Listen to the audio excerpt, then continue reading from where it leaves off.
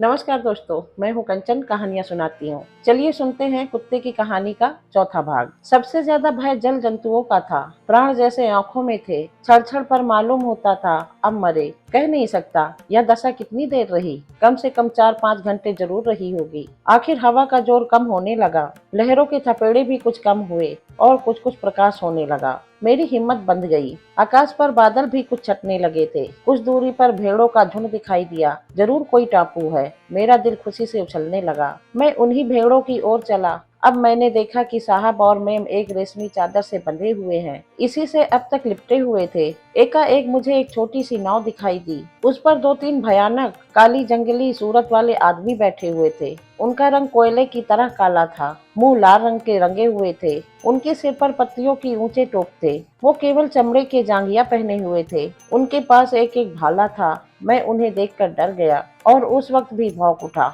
हम लोगों को देखते ही वो हमारी तरफ लपके और हम तीनों को अपनी डोगी में बिठा लिया। मैं मारे डर के सूखा जाता था, पर करता क्या। अगर डोगी में न बैठता तो घंटे आधे घंटे में डूब कर मर जाता, क्योंकि मेरे हाथ पांव में ताकत न थी। नाव के एक कोने में खड़ा होकर थर थर कांपने लगा। फिर भी पूंछ हिलाता जाता था कि वो सब मुझे भालों से न मार डालें। ऐसे काले भयंकर आदमी मैंने कहीं न देखे थे। उन लोगों ने डोगी में बिठाकर पेड़ों के झुंड की तरफ नाव चलाई। जरूर वहाँ आदमी रहते होंगे। कोई घंटे भर में डोगी वहाँ पहुँच गई। समुद्र के किनारे एक ऊंचा पहाड़ था। उसके ऊपर के पेड़ नजर आते थे। पहाड़ के नीचे एक जगह नाव रुकी। उन्होंने उसे एक पेड़ में बांध दिया और साहब और मेम को उतार कर जमीन पर ले गए। उन्हें देखते ही वैसी ही सूरतों की कई औरतें निकल आई और सभी ने खुश होकर चिल्लाना शुरू किया। फिर साहब और मेम को उठाते और गांव में चले। कुछ ऊंचाई पर चढ़कर कई झोपड़ी बनी हुई थी। यही उनका गांव था। हम ज्यों ही वहां पहुंचे, सैकड़ों आदमी ने मुझे घेर लिया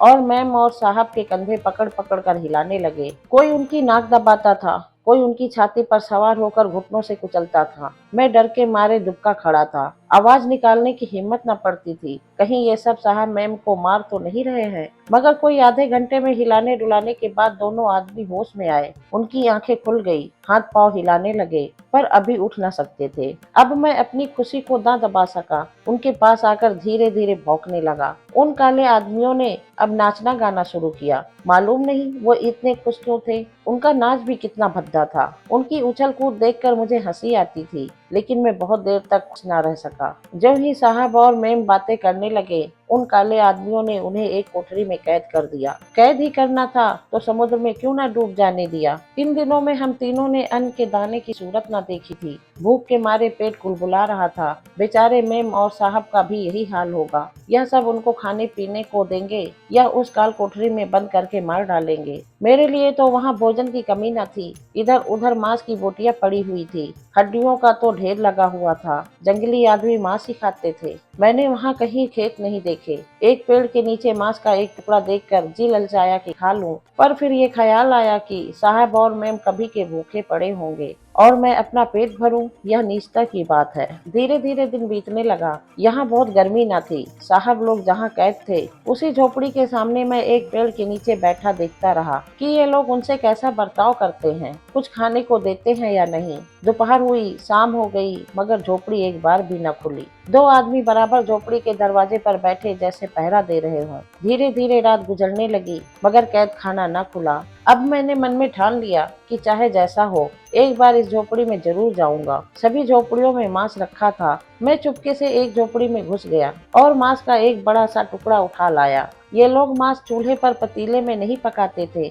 आग पर भून लेते थे। मैंने एक बड़ी सी भुनी हुई टांग ली और बाहर लाकर पत्तियों में छिपा दी और सोचने लगा, साहब की झोपड़ी में कैसे जाऊं। वो दोनों यमदूत अभी तक वहीं बैठे हैं। जब तक ये हट न जाए या सो न जाए, मेरा जाना मुश्किल था। फिर द्वार कैसे खोलूंगा। मुंह पर एक बड़ा सा पत्थर भी तो खड़ा कर रखा था। मैं उस पत्थर को कैसे हटा सकूंगा। इस चिंता में बड़ी देर तक बैठा रहा। सारी देह चूर चूर हो रही थी। बार बार आंखें झपकी जाती थी, पर एक क्षण में ही चौंक पड़ता था। इस तरह कोई आधी रात बीत गई। गीदड़ों ने दूसरे पहर की हाँक लगाई। मैं धीरे से और दबे पांव झोपड़ी के द्वार पर गया। दोनों यमदूत वहीं जमीन पर पड़े थे। उनकी नाक जोर जोर से बज रही थी। कोई दूर से सुनता तो जान पड़ता दो बिल्लियां लड़ रही हैं। मैं जान पर खेलकर उस पत्थर को खिसकाने लगा। पूरी चट्टान थी। कितना ही जोर पंजों से लगाता, पर वह जगह से हिलती तक न थी। उधर डर भी लग रहा था कि जरा भी खटका हुआ तो ये दोनों जाग पड़ेंगे और शायद मुझे जीता न छोड़े। मैं सोचने लगा, आखिर इतनी बड़ी और भारी चट्टान ये कैसे हटा लेते हैं। अब तक मैं उसे उठाने की कोशिश कर रहा था, अब मुझे यह सूझी कि चट्टान को लबान में ढकेल दूं, शायद खिसक जाए। जो ही मैंने भरपूर जोर लगाया, चट्टान जरा सी आगे को खिसक गई। बस उसकी नकल मुझे मिल गई। कई बार के ढकेलने से चट्टान द्वार से हट गई। बाईं ओर ऐसी चीज लगी थी जिससे वह दाहिने बाएं की ओर न हिल सकती थी, सीधे सीधे खिसक जाती थी। पत्थर हटाते ही मैंने धीरे से द्वार खोला, जाकर गोश्त का टुकड़ा लाया, झोपड़ी के अंदर पहुंचा। देखा साहब और मेम जमीन पर बेदम पड़े थे। मैंने उनके पैरों को मुंह से चाट कर जगाया। दोनों घबराकर उठ बैठे और मारे डर के कोने की तरफ भागे। मगर कूकू किया तो समझ गए कल्लू है। दोनों मेरे गले से लिपट गए और मेरा सिर थपथपा कर प्यार करने लगे। मैंने मांस का टुकड़ा साहब के हाथ में रख दिया। उसकी गंध पाते ही वो खाने लगे। उस वक्त मुझे जितना आनंद हो रहा था कह नहीं सकता। दोनों खाते जाते थे और बार बार मुझे प्यार करते जाते थे। जब वो खा चुके तो बचा हुआ टुकड़ा मुझे दे दिया। मैंने उसे वहीं खाया। अब पानी कहाँ से आवे। खाने के बाद पानी पीने की आदत मेरी तो ना थी, मगर आदमी तो खाते समय थोड़ा बहुत पानी जरूर ही पीते हैं। उस वक्त मुझे यह बात याद आई। मैं बाहर निकला और पानी की तलाश करने लगा। वहाँ उस झोपड़ी के सिवा और किसी झोपड़ी में किवाड़ न थे। झोपड़ियाँ खुली थी, लोग उनके द्वार पर सो रहे थे। मैं एक झोपड़ी में घुस गया और पानी के लिए कोई बर्तन खोजने लगा। मिट्टी या दूध के बर्तन वहाँ न थे। जानवरों की बड़ी खोपड़िया में पानी रखा था। छोटी छोटी खोपड़ियों में पानी निकालकर लोग पीते थे। मैंने भी एक छोटी खोपड़ी पानी से भरी और उसे दांतों से दबाए साहब के पास पहुंचा। दोनों पानी देखते ही उस पर टूट पड़े और एक ही सांस में पी गए। मैं खोपड़ी लेकर फिर गया और पानी भर लाया। इस तरह 5-6 बार के आने जाने से मालकों की प्यास बुझी। दोनों को खिला पिलाकर मैं धीरे से निकल आया और द्वार बंद कर फिर चट्टान को ज्यों का त्यों खिसका दिया। मैं चाहता तो मालिकों को भी उसी तरह निकाल सकता, पर जाता कहाँ। बेगाने देश में रात को कहाँ भटकते फिरते। ये काले आदमी फिर पकड़ लेते तो जान लेकर ही छोड़ते। इसलिए जब तक उस देश को अच्छी तरह देखभाल निकल भागने का मार्ग न निकाल लूं, मैंने उनका यहीं पड़े रहना अच्छा समझा। यही मेरा रोज का दस्तूर हो गया। मैं दिन भर इधर उधर देखभाल करता, रात को साहबों को खिलाता पिलाता और सो रहता। कोई मुझे पकड़ न सकता था, न कोई भाग ही सकता था। मैंने इस वक्त तक कभी चोरी नहीं की थी, लेकिन इस चोरी को मैं पाप नहीं समझता। अगर मैं ऐसा न करता तो साहब मेम जरूर भूखे मर जाते। ये काले आदमी इस तरह साहिबों को क्यों कैद किए हुए थे, यह मेरी समझ में न आता था। शायद वो समझते थे कि ये लोग हमें पकड़ने आए हैं। यह समझते हो कि कोई न कोई इनकी तलाश करने तो आएगा ही, उससे अच्छी अच्छी चीजें ऐंठेंगे। मगर ढंग से ऐसा जान पड़ता था कि वो साहब और मेम को देवता समझते हैं। वह झोपड़ी देवताओं का मंदिर थी, क्योंकि प्रातःकाल सब के सब झोपड़ी के सामने एक बार नाचने जाते थे।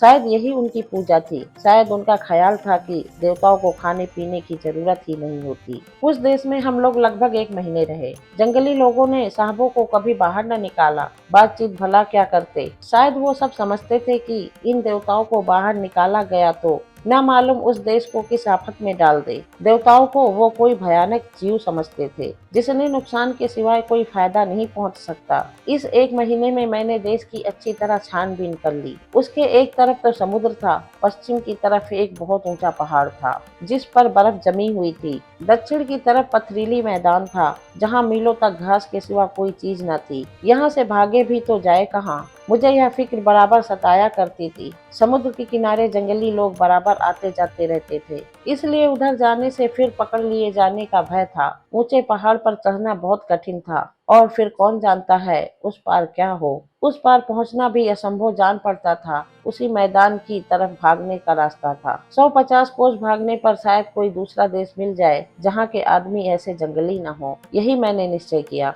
एक दिन बड़ी ठंड पड़ रही थी। चारों ओर कोहरा छाया हुआ था। आज साहब की झोपड़ी के सामने दोनों पहरे वाले ठंड के मारे अपनी झोपड़ियों में सोए हुए थे। मैदान साफ था। मैंने सोचा इस अवसर को हाथ से न जाने देना चाहिए। ऐसा अवसर फिर शायद ही मिले। जब सब लोग सो गए तो मैंने पत्थर खिसकाया और झोपड़ी का द्वार खोलकर साहब मेम को बाहर निकलने का इशारा किया। साहब मेरे इशारे खूब समझने लगे थे। दोनों प्राणी तुरंत निकल खड़े हुए। मैं आगे आगे चला। 2 दिन का खाना मैंने पहले ही से लाकर साहब को दे दिया था। इसकी चिंता न थी। बस फिक्र यही थी कि हम लोगों को यहाँ न पाकर वो जंगली आदमी हमारा पीछा न करे, इसलिए रात भर में हमसे जितना चला जा सके उतना चलना चाहिए। खूब अंधेरा छाया हुआ था। मैं तो बेखटके चला जाता था, पर साहिबों को बड़ा कष्ट हो रहा था। मेम साहब तो थोड़ी थोड़ी दूर पर बैठ जाती थी, साहब के बहुत कहने सुनने पर ही उठती थी। एक बार मेम साहब झुलझुला कर बोली, आखिर इस तरह हम लोग कब तक चलेंगे? साहब,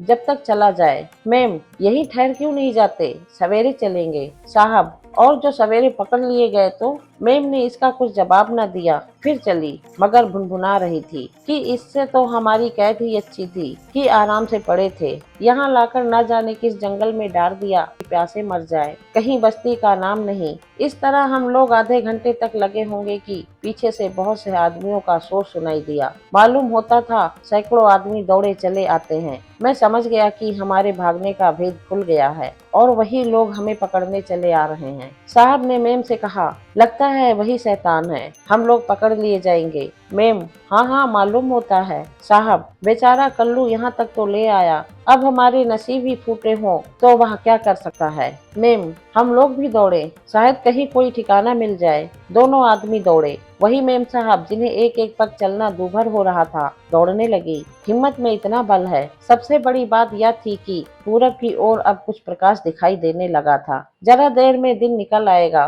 तब हमें यह तो मालूम हो जाएगा कि हम जा किधर रहे हैं। मगर साथ ही साथ हम दौड़ते जाते थे। इस तरह आधा घंटा और गुजरा। अब पाँव फटने लगी थी, रास्ता साफ नजर आने लगा, मगर पीछा करने वाले भी बहुत समीप पहुंच गए। उनकी आवाज साफ सुनाई देती थी। भूमि बराबर होती तो शायद वो दिखाई भी देने लगते हैं। मैं यह सोचता हुआ दौड़ रहा था कि अगर सबों ने आ पकड़ा तो हम कैसे अपनी रक्षा करेंगे। सहसा हमें एक गहरी गार सी नजर आई। मैंने सोचा इस गार में छिप जाएं और उसके मुंह को घास फूस से छिपा दे तो शायद उन काले आदमियों से जान बच जाए। अगर पकड़ लिया गया तो फिर उसी काल कोठरी में सड़ेंगे, बच गए तो दिन भर में ना जाने हम कितनी दूर निकल जाएंगे। यह सोचकर मैं उस गार के अंदर घुसा। मेम और साहब दोनों मेरा मतलब समझ गए। मेरे पीछे पीछे वो दोनों भी गार में घुसे, पर दोनों डर रहे थे कि कहीं शेर या चीता अंदर न बैठा हो। मैं आगे था, थोड़ी ही दूर गया होगा कि दो दीपक से उस अंधकार में जलते दिखाई दिए।